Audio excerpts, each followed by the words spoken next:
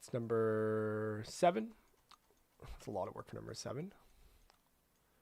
Number 8 is asking what are the quotient identities for a trigonometric function. So 8 here, I want the quotient identities for trigonometric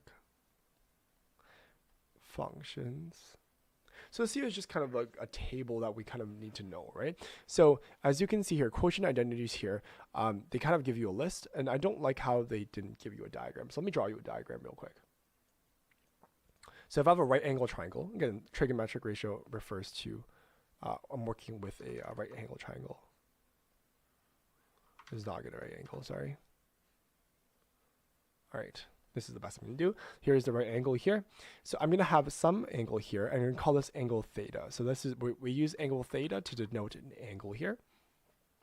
So at angle theta, we have this here would be, I'm going to say here, this is, this here, this is all, it's all in reference to angle theta, right? So for example, sine of theta would equal opposite over hypotenuse, right? So you can say this here is the opposite over the hypotenuse, and this one would have to be adjacent, right?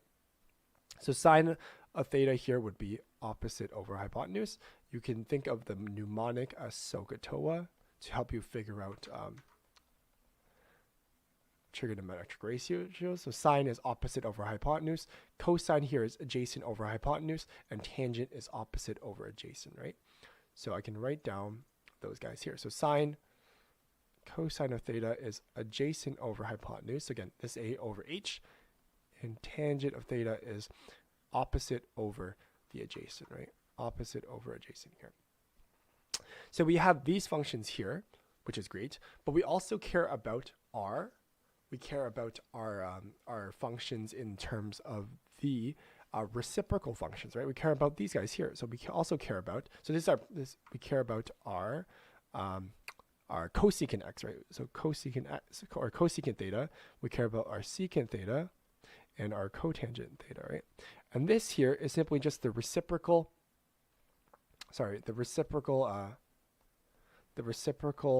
trigonometric functions, right? So when we talk about this reciprocal, we can think of this as, it's simply just these guys flipped, right? So we can say that this here is simply just h over o.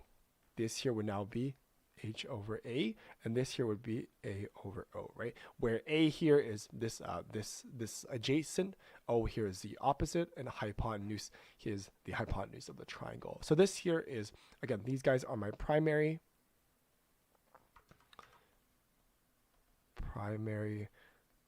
trig ratios, trig, and this here is the reciprocal trig here as well. So this here, again, because I know cosecant equals 1 over sine theta, secant is 1 over cosine theta, and this here is 1 over tangent theta. Or sorry, not 1 over cotangent theta, 1 over tangent theta. So this here is my solution for number, this here was number 7, I believe, number 8 here.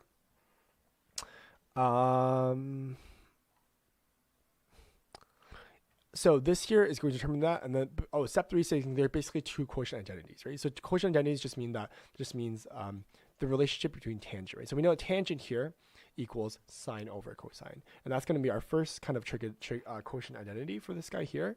So tangent theta equals sine theta over cosine theta, and you can also, by definition, cotangent theta is simply just cosine theta over sine theta here. And why this works is that because sine theta here is opposite over hypotenuse over adjacent over hypotenuse, the hypotenuse cancels out, so you get opposite over adjacent, right? Like we proved here. Same with this guy here. I have adjacent over hypotenuse over opposite over hypotenuse. Again, the hypotenuses cancel out. And again, I have adjacent over A over O, which is this guy here. So this is our trigonometric, our quotient identities for the trigonometric ratio, these two guys here. Let me box this in blue for you. So these are very, very important to kind of both memorize, but to kind of understand where they come from. So this here is correct. Again, I'm writing on a slant again, so I'm sorry about that, but this here is correct. So solution is correct. go to analysis here. I think I'm going to do one more problem. Might have enough time to do one more problem, but this here is actually quite a long problem because we're going to have to do the, it's basically another optimization problem. I don't know if we have time to do this, but maybe I'll start this problem for you. And again, they didn't really show their work, so that's unfortunate. But maybe I'll see if I can start this problem for you and maybe leave it for you to do for the next stream here. So as the top and bottom margins of a poster are 4 centimeters and the side margins are 2 centimeters, if the area of the printed material on the poster is fixed at 50 centimeters, find the dimensions of the poster with the smallest area. Check the value obtained is indeed a minimum here. So I didn't really get a diagram. So I'm going to assume that this is a rectangle. The poster is probably a rectangle here. And the top and bottom margins are each 4 centimeters. And the side margins are 2 centimeters. So I'm going to look at the solution here. It says assume the length and the width of the poster to be L and the height to be H. So they're assuming that, okay, the area can be described as something. We have to set the derivative to 0 to minimize it. Okay, that's good. But they didn't really show their work, right? So I think this is in 3 dimensions because it's saying length, width, and height. So again, it's much harder to kind of grab a diagram for this guy here. And they didn't really show their work, so I can't really verify if the solution here is correct. But what we're gonna have to do is basically figure out the kind of the height here as well. So I guess this is in 3 dimensions, I'm assuming. If you have something like this. So it's kind of in 3 dimensions here. So again, you have the length, the width, and the height here. And it's saying top and bottom are 4 centimeters and the sides are 2 here. So I guess the top and the bottom are 4. So I guess the length is 4. So I'm going to say this here is the length, this here's the width, and this here's the height. Or sorry, this here's the height, length, and width. And then it says the area is, I also don't know what this is. Is the area 50 centimeters? I don't know. Is that squared or cubed? I'm not sure. So I actually don't even know what the dimensions are in this question here. So again, I don't know what this 2 apostrophes here mean. It could be squared or it could be cubed. I'm thinking it's a squared term, so I don't think there's actually a height here. So I'm thinking this is actually in 2 dimensions and not in 3 dimensions. So I don't think that their solution here is correct because they're giving us in 3 dimensions here when I think it's in a rectangle. And this is purely just, I haven't done any math yet. This is purely just observations, right? So, because again, I don't have time to like finish this problem here. So I'm assuming, let me see if I can find some sort of diagram for us to kind of look at. So it's a bit easier to kind of visualize here.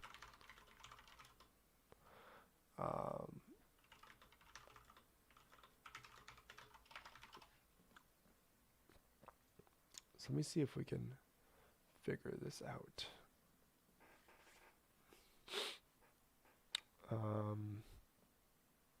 So top and bottom margins of a poster are 4 centimeters and the side margins are 4 centimeters here. And I think this is a square term here. So it's 50 centimeters squared. Find the poster here. So basically what we're saying here is we have here, this is X and Y, right? This here would be X and Y. And we're finding the area of a poster. Our area of a poster has to equal X here times X minus, I think I have 2 things actually, so give me a second. I think I have a margin here. So I think I have a rectangle within a rectangle. I think this makes a lot more sense here. Again, it's a lot easier with a diagram here. So this is 4.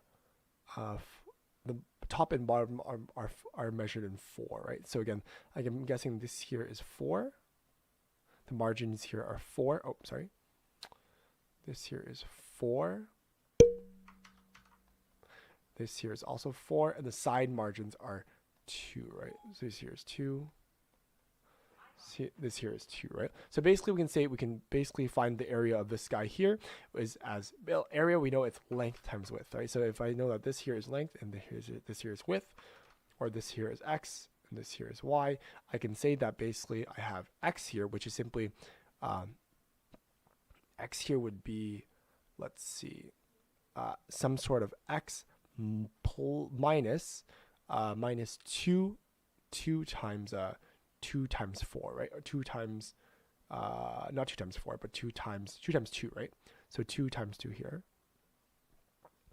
Because again, I have 2 here, I have a 2 here, and a 2 here, right? So 2 times 2 times y minus 2 times 4, right? So I have something like this as my area. So this here, and this here would equal 50, right? So this entire equation equals 50 here. So I have this is x minus 4 times y minus 8 here. And I can basically, what I can do is rearrange for one variable and solve for again my I have to rearrange for one variable and solve for the perimeter, because again I'm maximizing I'm minimizing the area again. So this here is the area of the entire frame here that I'm looking at. So again, I'm going to isolate for one of my variables here. I can basically use distributive property. I can say x times y. I have minus 8x minus 4y plus 32. And then what I can do now is that I can isolate for my y value. And this would equal, let's see, 32 moved to the other side is 18, xy minus 8x minus 4y. And then I'm looking at, I can basically move the x's to the left side. So I have 18 minus 8x equals xy minus 4y. And then what I can do then now is 18 minus 8x equals, I can factor out y here to get x minus 4. And y would simply be 18 minus 8x over x minus 4, right? 18 over x minus 4. So basically, once you get this problem here, you basically have to write another equation to figure out the area of the poster. So just the poster inside. So you have x times y here, and you would sub in your y value, find the derivative, set it to 0, and then solve for the one of the dimensions here. So maybe I'll pick up with this question. Maybe I'll redo this question for the next stream here, because we've run out of time. But again, this solution here is incorrect. So maybe I'll save this solution and we can do this problem together for the next stream. So again, thank you so much for watching. If you like my videos, definitely look at youtube.com/OneClass, and we can figure out this.